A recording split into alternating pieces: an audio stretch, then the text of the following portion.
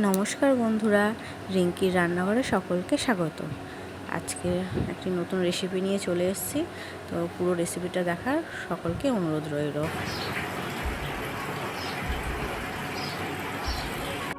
যে কড়াইতে রান্না করব আমি সেই কড়াইয়ের মধ্যে মশলাটা রেডি করে নেব। তার জন্য কড়াইতে সব প্রথমে পেঁয়াজ কুচি, টমেটো কুচি, আলু কুচি নিয়ে নিয়েছি। তারপর পরে পরিমাণ মতো নুন, হলুদ দিলাম হাফ চামচ, এরপর জিরের গুঁড়ো দেব হাফ চামচ, আর আদা বাটা দেব সামান্য, আর লঙ্কার গুঁড়ো দেব, আর 1 চামচ তেল দিয়ে আগে ভালো করে মশলাটা মেখে নেব।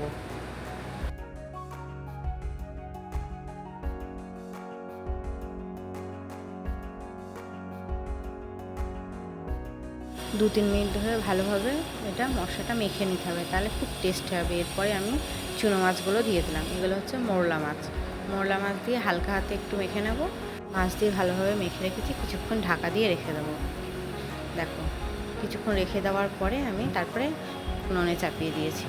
সামান্য পরিমাণ জল দিয়েছি, খুব বেশি জল দেওয়ার দরকার নেই, ভাপে ভাপেই হয়ে যাবে। একটু হালকা হাতে নেড়ে নেব যাতে মাছগুলো ভেঙে না যায়, দিয়ে আবার ঢাকা দিয়ে কিছুক্ষণ হতে দেব।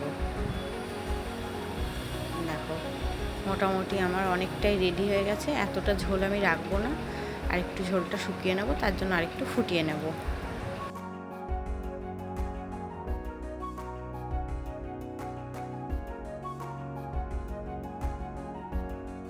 দেখো, অনেকটাই হয়ে এসছে। এরপরে দিয়ে ধনেপাতা ছড়িয়ে দেবো, আর সামান্য একটু নুন দিয়েছি, নুন কম হবে মনে হচ্ছিল, তাই দিয়ে নেড়ে চেড়ে এবার নামিয়ে নেব।